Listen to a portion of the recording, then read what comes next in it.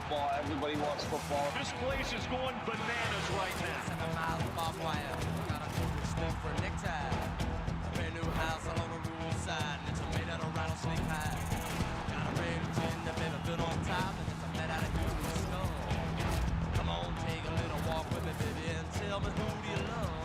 Yeah, who do you love? I don't know about you, but I love college football. This is about as good as it gets if you're a college football fan.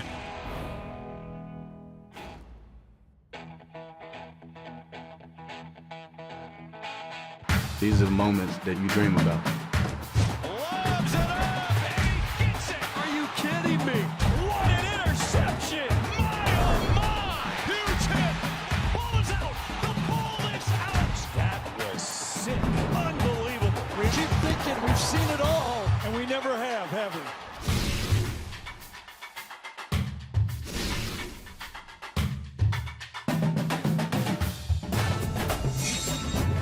Welcome to the Kickoff presented by Ram Trucks. I'm Skubie Mageza alongside Gary Striewski. College football is back, which means we are back. That's right. And ready to lead you through what will be one of the most exciting college football seasons we have seen ever, Gary, for many reasons. Scooby, we say that every single year when we start this show. Hey, this is going to be one of the most exciting college football seasons ever. But this year we actually mean it. All right, there's a lot of changes. Yep. We did a little bit of addition by subtraction. We got 12 teams in the playoff. There's no more Nick Saban. The transfer portal is finally settled. The NIL is still flying. And we don't know who's going to win this national championship this year. It is going to be thrilling. And we got started last night with a full slate of games. So if you missed it, let's go ahead and take a look back, starting with North Dakota State at Colorado. Deion and company opening the season at home. Deion Sanders and Travis Hunter, they were looking like MJ and Pippen, Gary. Yo, it was nasty. Deion Sanders going for over 400. He had 4 touchdowns. And then Travis Hunter, listen, I know it's August, Scooby, but put this man at the front of the Heisman conversation. Yeah, we'll talk about that more, too. 7 catches, 3 touchdowns. The list goes on and on and on and on. And Deion Sanders in his second season there in Boulder. Remember, it happened, and it started similar to how it did last year, right? Like going on the road to Fort Worth, beating a ranked TCU team. North Dakota State is no slouch, a 9-time FCS national champion going into Boulder knowing that everybody's watching this game. There were 21 D1 games on Thursday night, and just like we anticipated, CU stole the show. A lot of people were watching that game too, hate watching. So they wanted to see Deion lose. At what point this season are we going to be tired about talking about Colorado? My brother, you know we are a content company. We are a content factory. And what does CU continuously give us, not just on game day, throughout the week? Their social media team keeps winning, man. I'm not tired of talking about greatness and talking about stuff that we've never seen before. That's Jimmy Horn Jr. breaking one off for 69 yards and a touchdown. He had 7 catches, 198 yards. And then again, Travis Hunter, man, he's the two-way player. When have we seen a guy like this? I mean, Chris Gamble comes to mind 2 decades ago at Ohio State, a little more than 2 decades ago. But Travis Hunter is an impact player on both sides of the football. Who was the last player to be impact on both sides of the football to win a Heisman? Mr. Woodson. Thank you very much. Yeah, I mean, it's kind of like junk food and reality television. I know it's bad for me, but I can't stop watching. I know it's not that great, but I can't stop watching. I will be locked in to Colorado every single week because it's just fun to watch. It's must-see TV, man. Yeah. All right, the next game that we saw last night was Southern Utah at Utah. The newest Big 12 member, the Utah Utes, start the season off and pretty much handled them easily in this game. Cam Rising made his return after missing the entire 2023 season with a knee injury. He's a 7th-year senior, Gary.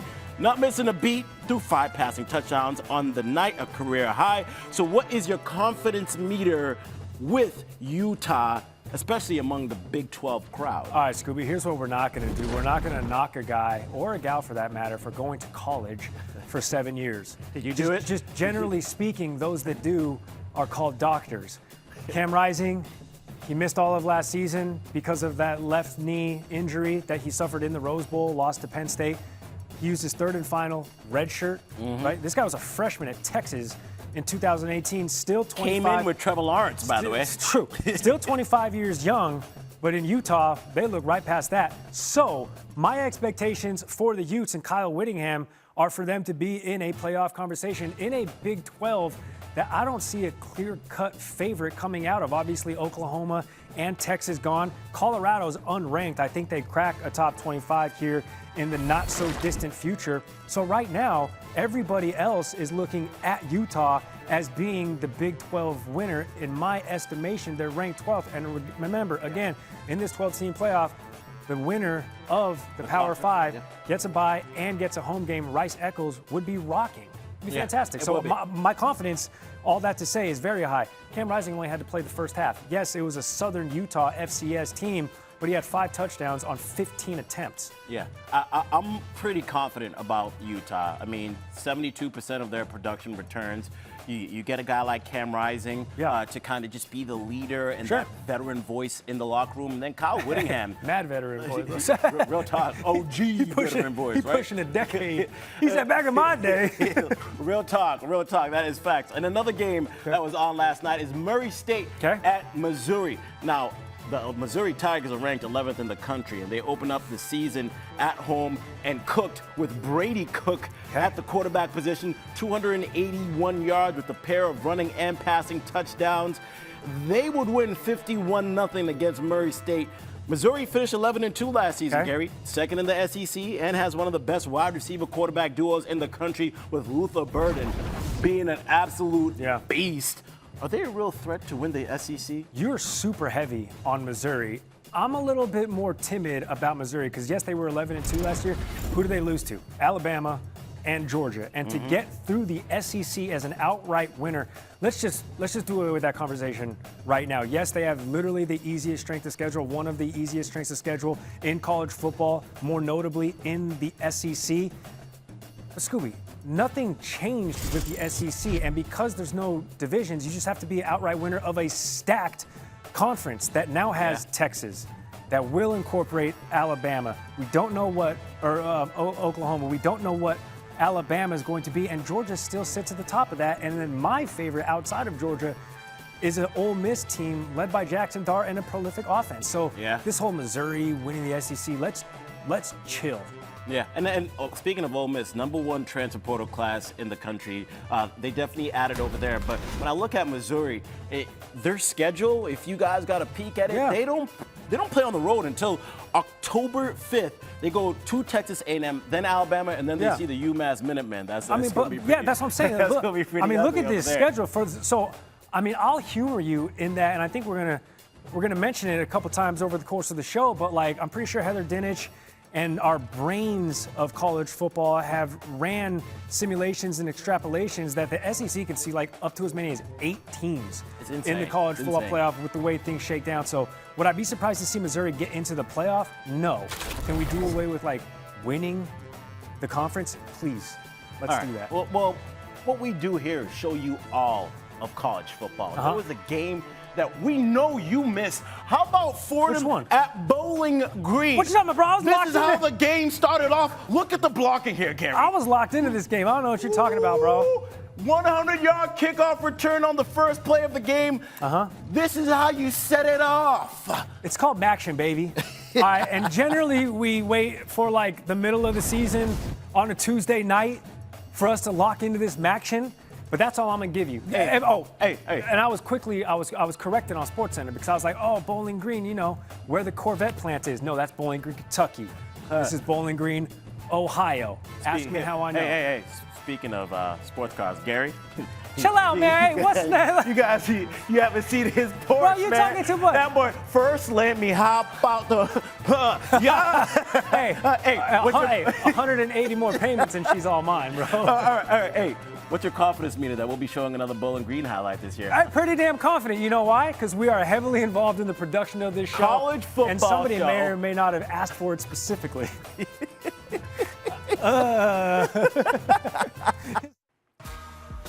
Time now for Built for Success, presented by Ram Trucks. Arguably, the biggest matchup in Week 1 features 2 teams with something to prove as the 14th-ranked Clemson Tigers go on the road to take on the top-ranked team of the nation, the Georgia Bulldogs. Georgia, again, opens the season as the #1 team in the nation and they haven't lost a regular season game since 2020. That's crazy. So let's go ahead and talk about it, Gary, with a simple game. And we're going to call this Love It or Hate It. We got an L. Show the people the L. That will be for love, not lose. And we got a Dookie. Dookie? If you hate it, because sometimes you love chocolate ice cream, sure. but we're going to say that's a hate it. That's what it is. I also love how this is like most to prove, and Georgia's like won 2 of the last 3 national championships. And before they came into prominence, it was Clemson winning all the national championships, but all of a sudden, week 1, we're like, they better win it now in August, otherwise. And we're going to talk about a couple things as to why Clemson has kind of gotten to this position where they are right now. So I'm going to give you some prompt, and you decide if you love it or hate it. Cool. Starting off with Carson Beck at the quarterback position. He is back after passing for nearly 4,000 yards a year ago. So love or hate Carson Beck's chances at winning the Heisman? All right, I'm going to focus on the specific question. First and foremost, though, Alex, as our director, is going to hone in on this. You know what I love first? Yeah. That sweater. Ooh, thank you. There. Thank you. But based off of what we literally just saw at Folsom Field last night, I hate that. Really? Heisman Trophy winner going to go to either Deion Sanders or Travis Hunter. Listen, and I'm not here to be, knee-jerk reaction or fire off a spicy take. What we saw Travis Hunter do at the tail end of last season, going into week 1 of this season against the North Dakota State team, by the way, that is like FCS perennial powerhouse champions. 3 touchdowns, 7 catches, over the century mark, and had a handful of tackles. Like, if he can keep that pace up, keep that consistency up, I don't even care if Colorado's a winning football team. I think the Heisman Trophy starts and ends somewhere with someone in Boulder. Yes, Carson Beck, he was an early preseason favorite with odds, and that's because, listen, he's got the power of Georgia on his side. They're always going to be in prime time. They're always going to be part of the national discussion. The Great Northwest, Dylan Gabriel, right now, he's the odds-on favorite, but it's a quarterback award. So I also like sprinkling in the X factor that is a 2-way star. And after week 1, people are saying the best college football player on the planet in Travis Hunter. You're going to put the Dookie up. Okay. Dookie, which is no disrespect to Carson Beck, who is in his 5th year at Georgia, which is such a rarity to see, especially in the day of stop it. I love this. Come on, man. Winning the Heisman? Yes. Think about it. Okay, so Carson Beck is back, but not only him being back, the offensive coordinator, Mike Bobo, is back, right? So this is their 2nd year together in the same system. Okay. Last year, they averaged almost 500 yards per game, scoring nearly 40 points per game, and they added in the transfer portal. Georgia added at the wide receiver position. They added at the running back position. They added at the offensive line. They literally have one of the best offensive lines in the country. So now you bring back Carson Beck. You talk about all the things in terms of protecting the quarterback, giving him a run game, giving him some weapons. I think this is the year he becomes unlocked. But their schedule is going to be tough, and I see that. But the thing about Shedeur is he's going to have a little bit of a lighter schedule than Georgia will have. Now, the Georgia, I emphasized it at the beginning, they haven't lost a regular season game since 2020. So, love it or hate it, Georgia should be favored in every single game this season. And listen, here's their schedule, by the way. I am an honorary member of them dogs. All that being said, look at this middle of the season gauntlet. They have to go to Alabama. They have to go to Texas, and they have to go to Ole Miss. All 3 of those teams, as presently constructed, 4, 5, and 6 in the national rankings. Alabama going to give them their best shot. Obviously, everything is still an unknown with Caleb DeBoer in his first season down there at Tuscaloosa. But Texas, if it's not Georgia, it's going to be Texas winning the SEC. But Hottie Toddy would like a word, because Jackson Dart and Lane Kiffin's system, they are going to hang up points. So all that said, gosh, that's so difficult. Back-to-back. Back-to-back Dookies. I mean, on road games, Bama, Ole Miss, and Texas, that's tough. That is tough. But I still think that Georgia should be favored in all those games. Until you prove me otherwise, the only team to have some type of success against Georgia is Alabama. They have dog-walked everybody that they have faced. And I'm telling you, this season, the Georgia Bulldogs are going to be great. There is some concerns on the defensive line because they don't have as much first-round talent as they've had in the past. But everywhere else, they are stacked. But on the other side, Dabo Swinney has been criticized for being behind the times. Sure. For not wanting to get with it because he would rather get lost. Yeah. He's not going to get in the transfer portal. Once again, 0 transfers for the Clemson Tigers. So love or hate, the lack of transfer players has hurt this Clemson program. Here's the thing about Dabo Swinney. He's keeping the paper industry alive, the newspaper industry alive, because he's like, you know what? I get my news and information. What's the internet? I don't need TV. I still read it in print and get my fingertips dirty. Love or hate, Clemson's lack of transfers hurting the program. I'm saying I also hate that take as well. They were 9-4 last season. Yeah. Understood. They stumbled out of the gates. Also understood. It was a transfer quarter. It was a new regime offensively. Cade Klubnik was in his first season. They lost 4 out of their first 8 games. But then what did they do after that? They rattled off 5 straight. So at the tail end of last season, when these guys finally got their footing underneath them, they looked not quite like the Trevor Lawrence, national championship type Tigers, but they at least were rounding into form in rattling off multiple wins in an ACC that even after week 0, Florida State losing to Georgia Tech. So you don't think it's hurt them, the lack of transfer players? I don't think it hurts them to the extent of being able to still be dominant in the ACC. On a national playoff scale, TBD. Yeah, well, I'm going to go ahead and say love it in terms of I love the fact that the lack of transfer players has hurt this team. Yes, they returned. Hater! Listen, they returned 68% of their production, which is great. Sure. And they've been able to develop guys on their roster. But just think about it, all right?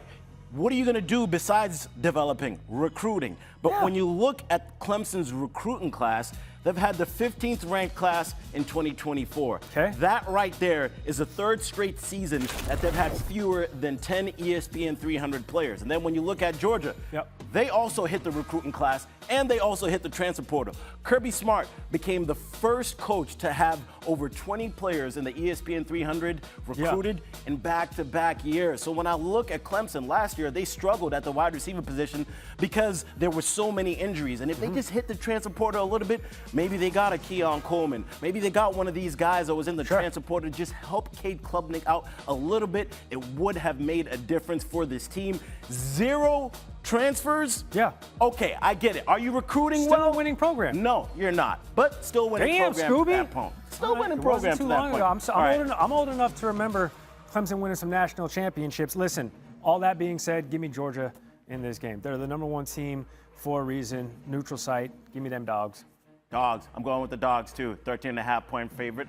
I'm rolling with them. All right. So plenty of top 25 action going on. So let's talk about it. And we're going to start off with USC at LSU. It is on ABC. SEC on ABC is getting started. It's a top 25 showdown in Las Vegas. So which team do you think needs this win more, Gary? I think it's LSU. Obviously losing Jaden Daniels, your Heisman Trophy, do everything quarterback. And as it sits right now, LSU ranked a little bit closer to that expanded playoff field. And my optics are basically, I don't care what you do in the regular season and how you win football games. What can you do to get yourself into this 12-team expanded playoff? Yes, the 5 Power 5 conference winners, they get bye weeks, they get home games. If LSU, I mean, listen, there's a situation where LSU can have the SEC can have a half dozen teams in this 12-team playoff format. That's facts. Nobody wants to go into Death Valley. I know we're going from Clemson, one Death Valley, to LSU down in Baton Rouge, that Death Valley. I'm going to tell you right now, nobody wants to play meaningful football at LSU unless you are a member of LSU. I think USC needs this win more. I totally get what you're saying, but I just, in the mindset of Lincoln Riley, going to the Big Ten, no more Heisman winning quarterback, show me what you're working with, right? Show me something. No more Caleb Williams. Now you have Miller Moss, a guy who showed out in the bowl game last year. We're talking 372 yards, 6 touchdowns, and 1 interception in USC's win over Louisville. But listen, you bring in a defensive coordinator, USC, it's time to play some defense on a Lincoln Riley team. Here's why I'm saying this is more important for LSU, because what do we know about a Lincoln Riley offense?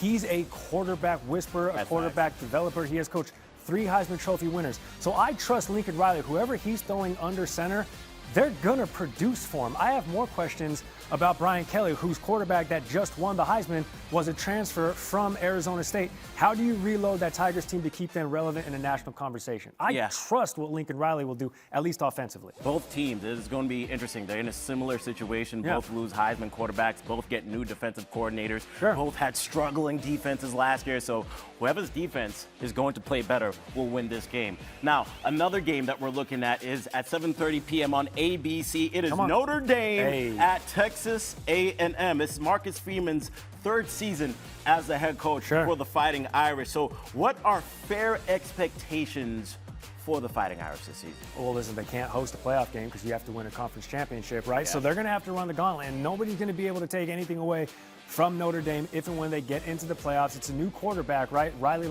it's kind of funny. It's Notre Dame. They're in College Station taking on Texas A&M. That Coach Elko now runs that program. And those two basically helped rise that Duke football program to prominence before Riley Leonard's injury. But every year we talk about Notre Dame. Do they deserve such a high ranking? Is it time to put up or shut up? And in his 3rd season, he has plenty of recruiting classes underneath him. And you were able to go out into the collegiate free market and handpick the quarterback you wanted to lead the Irish. So there are no excuses. Marcus Freeman got his guy. Riley Leonard can prove he can win big football games on big stage. And now's the time, because there's no bigger stage than Notre freaking Dame. Yeah, I think it's playoffs or bust. It's about as simple as that. But the thing about Notre Dame is their schedule is a cupcake. And at this point, if they trip up once, it is going to be scary hours for the Fighting Irish. So you have all those pieces in place. I think one part of this roster where I'm a little bit concerned is the lack of depth. They already had a huge injury at left tackle, the guy who was supposed to replace Joe out. And now you have Riley Leonard back there, a quarterback we know has been a little bit injury prone, likes to use his legs. So I'm concerned if his blind side isn't protected as much. But as long as they can stay healthy, Marcus Freeman, year 3, you expect a coach to make that jump. So who are you taking in this game, Notre Dame or Texas A&M? We are going to learn so much about both teams because there's no trial by fire in college football. Bigger, more hostile, so to speak, than going to College Station for the first time. You can probably hear him screaming right now. Down there at Yale practice, the 12th man in Aggie land is the real deal. Give me Notre Dame, because Texas A&M is always in sort of like this outside looking in conversation, and I think deservedly so, but they do have a marked home field advantage playing down there at Kyle Field. So that said, give me Notre Dame. I would love to see Riley Leonard immediately come out with a statement win. Yeah, I'm right there with you. It's the first time we've agreed on the show. Give me Notre Dame. I think the Fighting Irish can come out with the win. Now going on to Ohio State versus Akron. This is 3:30 p.m. on CBS. The Buckeyes have won 24 consecutive season openers. There's a lot of hype around this team. As Ryan Day finally gets his chance to win it. No more Jim Harbaugh, Ryan Day. So, Gary, is this their best chance to win a championship? No, actually. I mean, is this their best chance? Yeah. Is this Ryan Day's best chance? Yeah. This is his best chance, and that it's his last chance. Right? Like Ohio State, they don't wait around. It's usually the conversation being, especially now with Nick Saban out of the conversation collegiately, it's Georgia, it's Ohio State, and that's basically what everybody expects to have us talking about them playing meaningful football in January. I don't care what games they play in September, what games they play in October. The only game that matters, that everybody is circling, is the week of Thanksgiving when they take on the Wolverines. This time sans Coach Harbaugh. Ryan Day's never beat them. All right, what are you supposed to do when you continuously make it to semifinal games? They don't care in Columbus if you can't beat that team up north. So in my estimation, we're not sitting here calling for people's jobs or saying, even though this is a very real fire right between us, coaches on hot seats. But if they don't take care of business against Michigan, then what does Ryan Day say about keeping his job? Oh, man. I mean, but just it's nil and void. I think back to that semifinal matchup. You see it right here in 2022. when they were going against Georgia. I remember that game. Literally, as the clock struck midnight on New Year's Eve. Into the new day. The kick went left, right. When he missed the kick. Kickers wasn't kicking. And C.J. Stroud led them down the field. They have been so close to finally getting there. So what did Ryan Day do this season? He brought in Chip Kelly, one of the best offensive minds in college football when it comes down to coaching. A dude who's been a head coach and knows how to incorporate the quarterback in the run game. So what they do, they bring in Will Howard from Kansas State. This is a big-body quarterback who can run and throw the ball. What else do you do? Oh, nothing but have 14 players return who played over 300 snaps on the defensive side. We are talking about a lot of returners. You added in the transfer portal. You added on the coaching staff. This is the time. Hey, man, it is either championship or bust for Ohio State. That is straight up. A multi-million-dollar roster as it's projected. The highest salary cap in the country. Yeah, right. It's the highest collegiate salary cap. None of it matters. None of it matters if you don't beat Michigan.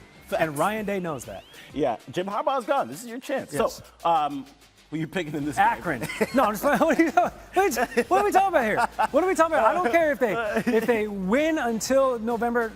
We're focused on Michigan, but yes, Ohio State wins. They're number 2 in the country. Let's not take that away from them. Yeah, I'm going to Ohio State. We're definitely focused on that Michigan game, but don't forget about that Oregon matchup on October 12th. Sure. That is the best football date in the entire October 12th year. October 12th crazy. is going to be crazy. All right, let's take a look at some other notable games in action, starting with Penn State at West Virginia. It's a noon kickoff as 8th-ranked Penn State travels to West Virginia. The Nittany Lions going for their 3rd straight 10-win season and playing their first non-conference opener on the road since 2015. Penn State has won 5 straight against West Virginia. And then we got this one on ABC at 3:30 p.m. It's going to be a lot of fun. Miami at Florida, an in-state rivalry. Both coaches on the hot seat as Mario Cristobal and Billy Napier could both use a big win after poorly closing out last season. We'll see who gets the bragging rights in this one. And then we got the Kalen DeBoer era beginning as the 5th-ranked Alabama Crimson Tide hosts Western Kentucky, because I don't give a piss about none else but the Tide. Drewski in the building. He's replacing Nick Saban, who only won 6 titles, but no pressure, right? Jalen Milroe is back under center, and he looks to extend Alabama's streak of 22 straight wins in the season opener. And then let the title defense begin as the 9th-ranked Michigan Wolverines open at home against Fresno State with a new head coach and 13 players having departed for the NFL. It's no wonder why the Wolverines open as a 30-1 long shot to win the title. All right, so Gary, let's close things out. Okay. Talking about one of the biggest changes to the college football season this year, and that is the 12-team format. So it is the first 4 teams that win their conference, because it's a Power 4. They all get that first round bye, and then everyone else gets a home game, the 5th team, all the way to 12. So give us your top 12 teams that you think will make the playoffs. All right, here's the thing, and I'm going to be honest with you. Why? Because this is a news and information program. Did I go to our college football expert, Heather Dinnish, and copy-paste her list? You can't prove it. It won't hold up in court. Maybe I did, maybe I didn't. But, I mean, How do you rat yourself out? You have your usual suspects here, Georgia, Ohio State, Miami out of the ACC, and then, of course, Utah, like we said earlier, winning the Big 12. And then as it goes, 5 through 12 are the next closest ranked and highest ranked teams. So we obviously have a ton of SEC representation in newcomers in Texas, who I think is going to give Georgia the closest run at winning the Southeastern Conference. Ole Miss, like I said, Jackson Dart, smoke him if you got him. And this might be a bit of an X factor for everybody. Alabama and Caleb DeBoer's maiden voyage with the Crimson Tide. It's still Bama. They still have Jalen Milroe, who came on at the end of last season as I thought was worthy of being in the Heisman conversation. So that's my top 12. All right. Bowling Green, I'm sorry. Bowling Green, I'm sorry.